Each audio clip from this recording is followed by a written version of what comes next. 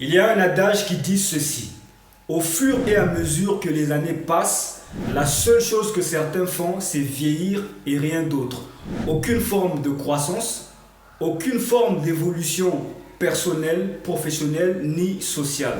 Voici les 3 raisons pour lesquelles encore une autre année passe, mais tu n'évolues pas du tout.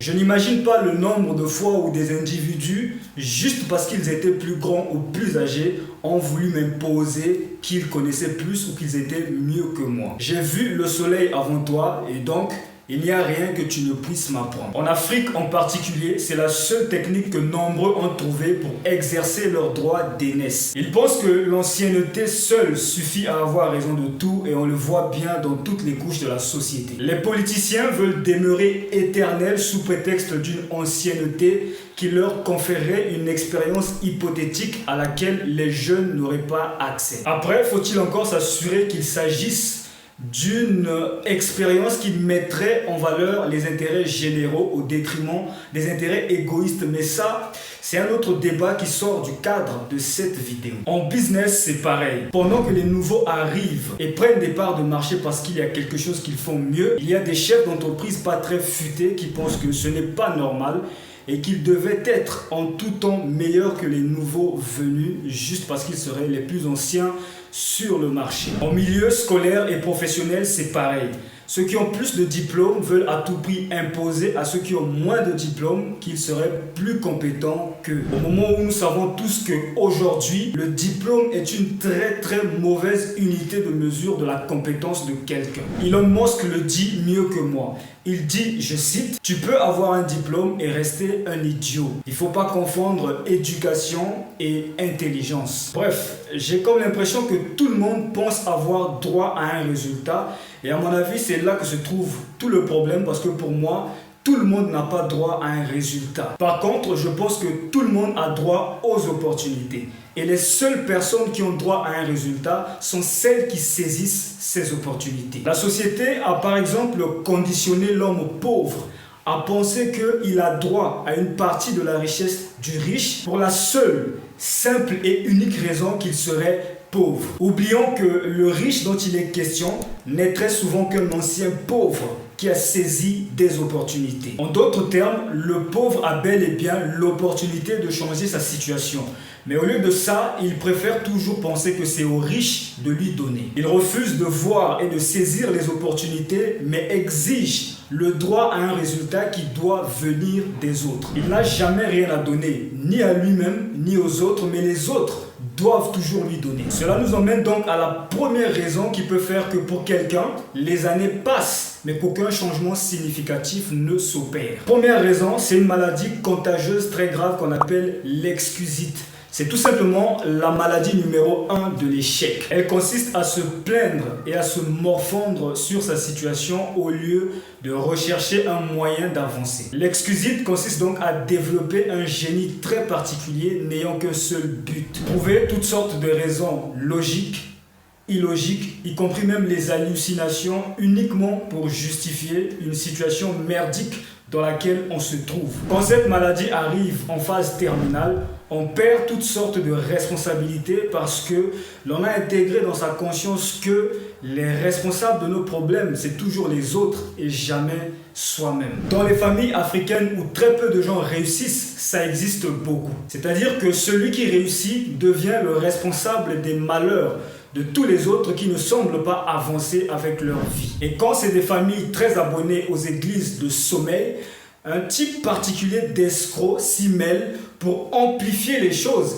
et prendre plaisir à voir des familles se diviser. C'est un fléau qui pour moi n'est pas moins important que celui des bébés noirs dans ce pays. Tu ne peux pas imaginer combien de familles ont été divisées sur fond d'ineptie venant d'escrocs que certains prennent plaisir à appeler hommes de Dieu. Tu ne peux pas imaginer le nombre de couples brisés, le nombre de parents qui ne s'entendent plus avec leurs propres enfants et ainsi de suite. C'est parce qu'on est juste dans un pays en panne de statistiques, en panne de journalistes d'investigation inspirés et sérieux, sinon on aurait bien des chiffres intéressants sur cette catastrophe. Maintenant, laisse-moi un commentaire pour me dire si tu as été témoin de telles histoires. Donc pour récapituler, la première raison qui fait que encore une autre année passe mais que tu n'avances pas s'appelle l'excusite. Et si tu présentes les symptômes de cette maladie, ne t'inquiète pas parce qu'à la fin de cette vidéo, je vais te prescrire l'ordonnance qu'il faut. Sinon, ce que tu dois retenir, c'est que dans la vie,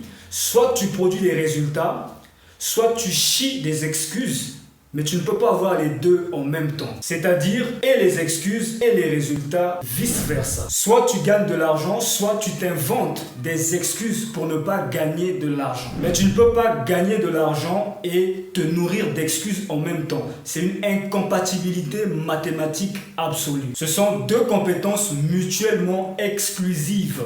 Et comme le disait si bien quelqu'un, nombreux sont ceux qui trouvent un bon alibi bien plus confortable et romantique qu'un accomplissement, car un accomplissement ne règle rien de façon permanente. L'autre manifestation de cette maladie chez les Africains, c'est que au lieu de travailler comme le font les autres, c'est-à-dire les Chinois et les autres, non. Les Africains sont à l'église du lundi au lundi à engraisser un pasteur qui leur vendrait une parcelle dans un paradis hypothétique, à défaut d'attendre un sauveur qui réglerait tous leurs problèmes comme par magie. La deuxième raison qui fait que tu n'avances pas, c'est le fait de concentrer la majorité de ton temps sur des activités mineures au lieu de concentrer la majorité de ton temps sur des activités majeures. J'entends par activités mineures toutes les activités à faible valeur ajoutée qui n'ont quasiment aucun poids pour te faire avancer vers la réalisation de tes objectifs les plus critiques. Et j'entends par activité majeure le contraire, c'est-à-dire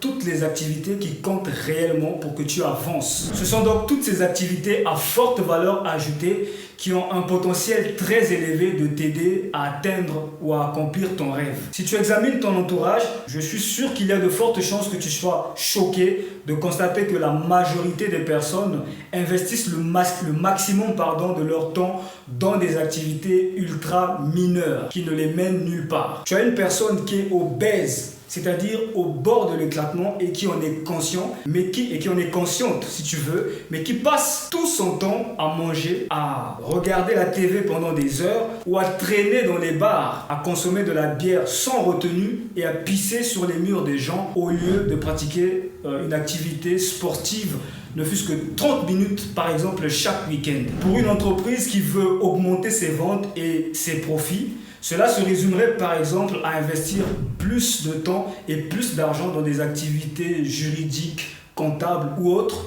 au lieu d'investir plus dans l'acquisition et la mise en place de systèmes de marketing et de vente beaucoup plus performants. D'ailleurs, si tu veux savoir comment booster la rentabilité de ton entreprise en se basant sur une variable très souvent négligée, clique sur le lien que je t'ai mis dans la description afin que je t'envoie une vidéo de 60 secondes où je te donne plus de contexte. De toutes les façons, tant que le but de ton entreprise sera de faire du profit, il n'y aura jamais rien de plus important que le marketing et la vente dans ton business. Parce que tout simplement, c'est là que l'argent se trouve et ce n'est pas un débat. Donc désormais, si tu t'es fixé des objectifs en fin d'année et que tu arrives à la fin de l'année prochaine et que tu ne constates aucun changement, aucun progrès, pose-toi la question de savoir, durant l'année qui vient de s'écouler, tu as investi ton temps, ton énergie et ton argent sur quoi? As-tu plus investi sur des activités mineures ou as-tu tapé sur tes activités majeures? C'est un bilan que tu dois faire et c'est personnel. Dans tous les cas, si tu t'es planté, c'est que tu as investi ton temps, ton argent et ton énergie là où il ne fallait pas. Tu étais dans des choses mineures.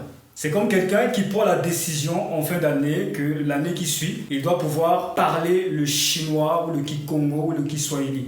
Et donc il achète des livres toute l'année et à l'autre fin d'année, juste pour se rendre compte qu'il ne peut même pas prononcer un seul mot dans la langue qu'il a choisi d'apprendre. À ton avis, il a étudié ses livres ou est-ce qu'il a passé son temps ailleurs? Bref, je suis sûr que c'est déjà arrivé à tout le monde, mais toujours est-il que c'est un comportement dangereux à absolument dompter, sans quoi on peut être condamné à ne jamais atteindre ses objectifs. La troisième raison capable de paralyser toute avancée de quelqu'un, c'est l'incapacité de passer à l'action maintenant, ici et aujourd'hui. Et quand je parle de passer à l'action ici, ce n'est pas juste d'essayer un truc ou deux et de commencer à se plaindre que ça ne marche pas et puis d'abandonner. Il s'agit plutôt de passer massivement à l'action, quitte à avoir l'impression d'être sur plusieurs fronts en même temps. Penses-tu qu'un chef d'entreprise acquis en conflit, une entreprise en faillite dans le but de la relever, va juste venir dans cette entreprise pour inspecter la qualité des produits et atteindre son objectif? Je pense qu'il doit plutôt être sur tous les fronts et orchestrer tous les secteurs de l'entreprise de façon quasi simultanée. Il doit massivement passer à l'action et s'intéresser au marketing, aux finances, aux ressources humaines, à la négociation avec les investisseurs, les fournisseurs et ainsi de suite. Pour conclure avec cette vidéo, la première raison qui fait que tu ne puisses pas avancer année après année, c'est cette maladie que nous avons appelée l'excusite. Pour guérir cette maladie, je n'ai qu'un seul médicament à te prescrire. À partir d'aujourd'hui, sois extrêmement responsable de tout ce qui t'arrive dans ta vie, sans exception. Approprie-toi la responsabilité de tout ce qui t'arrive, de bon comme de mauvais. Je sais que c'est beaucoup plus facile à dire qu'à faire pour nombre d'entre nous, mais se reprogrammer pour intégrer dans sa conscience et dans son subconscient l'idée que peu importe ce qui t'arrive, tu en es le seul responsable, va tout changer. Parce qu'après tout, peu importe ce qui t'arrive, peu importe la situation dans laquelle tu te trouves, la vérité est que la responsabilité ne revient qu'à toi seul de pouvoir décider de ce qui doit être changé dans ta vie. Ce pouvoir-là, tu es le seul à le détenir. Et si tu ne te rends pas responsable, tu ne seras pas en position de pouvoir exploiter ce pouvoir pour pouvoir changer les choses. La deuxième raison qui fait que tu n'avances pas, c'est que tu te concentres sur des activités mineures à faible valeur ajoutée au lieu de consacrer le maximum de ton temps sur des activités majeures à forte valeur ajoutée. Un début de solution ici pour toi serait de commencer par déterminer au moins 3 grandes activités ou 3 grands objectifs qui comptent le plus pour toi-même. Et quand je dis déterminer, il faut retenir que c'est avec assez de clarté pour pouvoir cerner les choses. À partir de ces 3 grands objectifs, tu vas pouvoir maintenant déterminer des activités ou des tâches que tu devras obligatoirement faire chaque jour afin de te rapprocher de tes objectifs. Et les tâches que tu vas déterminer, tu dois obligatoirement les faire chaque jour en bannissant justement l'excusite et d'être dans l'exécution. Et 3 tâches par jour, c'est un bon nombre parce que faut pas penser non plus que tu es un robot. Il faut rester productif, il faut travailler intelligemment plutôt que de travailler dur. Donc 3 tâches, c'est bon. Ces 3 tâches que tu vas donc être tenu à exécuter chaque jour vont donc représenter tes activités à valeur ajoutée, tes activités majeures. Enfin, la 3e raison qui paralyse ton évolution année après année, c'est indéniablement ton incapacité à passer massivement à l'action ici, maintenant, aujourd'hui et tout de suite. Tu peux guérir de l'excusite, tu peux identifier tes activités à forte valeur ajoutée. Mais si tu n'es pas capable de passer à l'action, rien ne va changer dans ta vie année après année. Tes années vont se ressembler. Cela étant dit, la solution n'est pas forcément facile à exécuter, mais elle est simple. Passe à l'action aujourd'hui, tout de suite et maintenant. Je n'aime pas trop le mot prier, mais Bruce Lee disait ceci. Ne prie pas pour avoir une vie facile. Prie plutôt pour avoir la force d'endurer une vie difficile. D'autres diront, plus le combat est dur, plus la victoire est belle. C'était tout pour cette vidéo. Si tu as aimé, clique sur j'aime, partage, laisse un commentaire et n'oublie pas de t'abonner pour plus de vidéos.